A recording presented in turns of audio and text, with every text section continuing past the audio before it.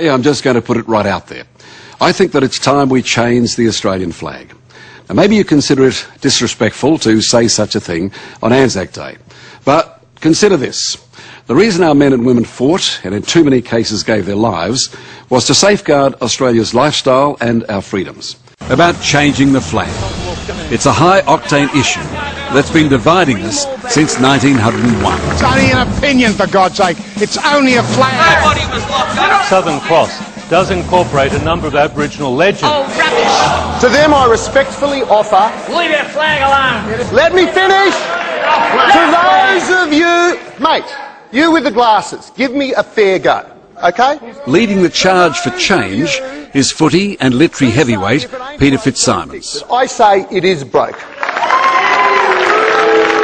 If we have a flag where something like half the population aren't for it, it's broke. We need to come up with a symbol where we're all for it.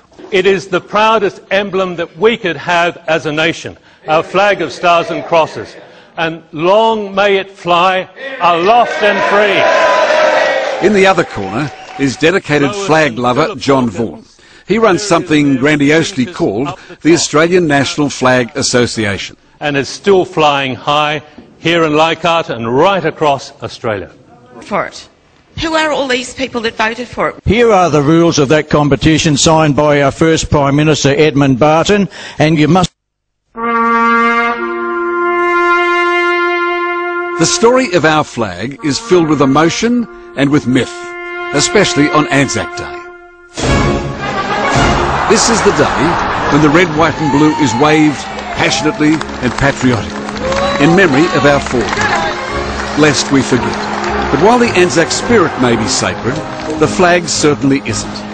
The fact is, this wasn't the flag that most Australians took to war. The hoariest line of all about why we should keep the flag is, my father or my grandfather fought and died for that flag. Peter Fitzsimons spilt blood for Australia in the Rugby Wars. He's also written best-selling books about Australia's military campaigns from Kokoda to Tobruk. In Tobruk, that happens to be a genuine flag of one of the tank regiments. So that's the Aussie flag at Tobruk? Well, that was the flag. I mean, the bond that they actually formed was, primarily with each other.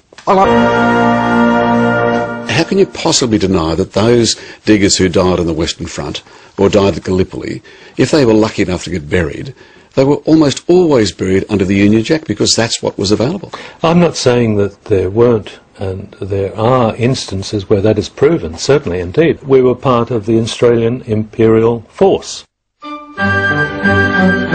In fact, for most of the last century, our national flag wasn't the one with the Union Jack in the corner, it was the Union Jack.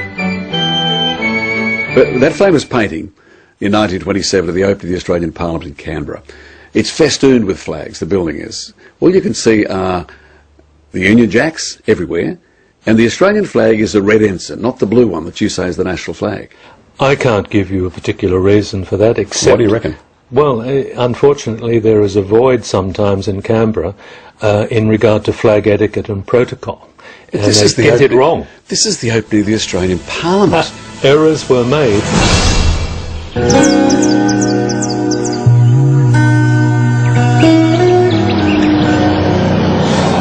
So why does it matter? Well, the truth always matters. When I started school here in Tumut, my father worked on the Snowy Mountain scheme. That was the great Australian project. But the flag they had then for the official opening was the Union Jack. And every day we'd go up here to the primary school, we would sing God Save the King. And the flag that we saluted wasn't the Australian flag, it was the Union Jack. A few years later, when Queen Elizabeth first came to Australia, I stood here on the Mad Mile on the outskirts of Sydney. There were hundreds of school kids on both sides of the road, all lined up here. And we loyally and royally waved our flags as Her Majesty went by. The strange thing is, though, that we were Australian kids and she was the Queen of Australia, but the flag we waved was the Union Jack. The flag debate's certainly not new.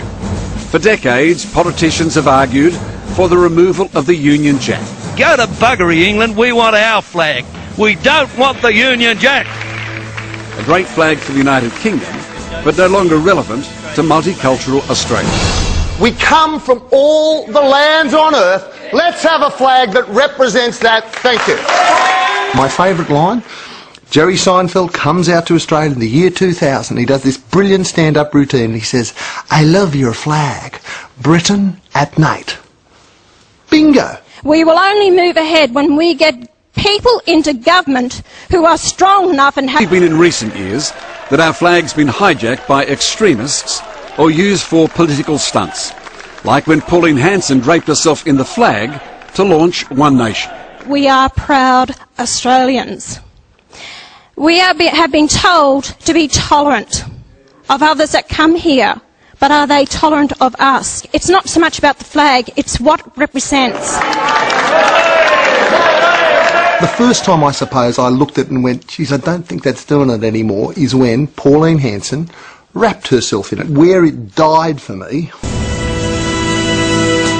It's the next generation of voters who will probably make the decision on the flag, like the bright 16-year-old students at Jamison High School. These young Australians could give some of their rowdy, rude elders at Leichhardt Town Hall a lesson in manners. I would definitely be upset if we changed the flag, because Britain colonised Australia and we should still pay respect to Britain. I think we should have some sort of, like a symbol that represents not just, you know, one or two dominations of Australia, but every domination of Australia. I think that because Australia is multicultural, the flag should add something that's multicultural. Then an appropriate one would be to put the Aboriginal flag in place of the Union Jack. Again and again we found Australians of all ages agreed on one major flag change: the need to recognise Indigenous Australians. Aboriginal leader Warren Mundine has worked closely with all sides of politics. Is this flag your flag, Warren? No, it isn't. It is not my flag, to be quite honest. That flag to me, and I'm a very proud Australian, there's a little part of that corner of that flag that represents to me dispossession. The most important part, the Australian population didn't vote for it. It was decided for us. Until we find a new symbol, let's continue under the present symbol. We've had dozens and dozens of suggested new Australian flags. Some of them festoon the town hall tonight. Others have come on websites and competitions over the years. The good, the bad, and the bloody ridiculous. And here we have the ever-familiar Qantas kangaroo with flames leaping out of its backside. These could well be an alternative flag if we drop the ball and lose sight of what we're doing. The fact is, no other country in the world has such a confusing flag market. Two of the most popular, the Aboriginal flag and the boxing kangaroo, are privately owned. Just have a look around us. In Australia, we've clearly got an identity crisis. There's Aboriginal people out here. There are Chinese people out there. There are monarchists, Republicans. How do you bring all of that together? Dutch-born Australian Hans Holbosch is out to solve the problem. He's one of our most successful brand designers. Qantas, Caltex, Woolworths, you see his work everywhere. It's going to give us billions and billions of dollars, Ray, because to me that is brand Australia.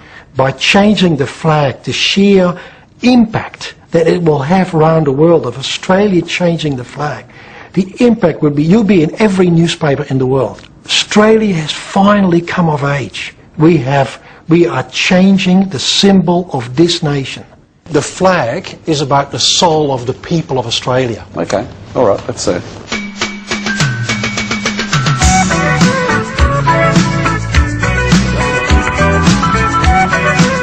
It's one idea. It is an idea for a flag. I think that it is a fabulous time for us to stand up and say, we are Australia, we are a nation, we are independent from everyone else, we are what we are. And I think it is time to do that. The flag that won that magazine competition over a century ago has served us well. But we're a very different country now, a different people, and we live in very different times. People will say that this is disloyal, that this is unpatriotic. The extremists will say it's borderline traitorous. Hang on a sec. Is it that unpatriotic to say, on our national flag, I don't want the flag of another nation? And which one of us is unpatriotic here? I mean... Australians, all let us rejoice, for we are young and free. We've golden soil and wealth for toil. Our home is girt by sea. Our land abounds in nature's gifts of beauty rich and rare. In history's page let every stage advance Australia fair. In joyful strains then let us sing, advance Australia fair.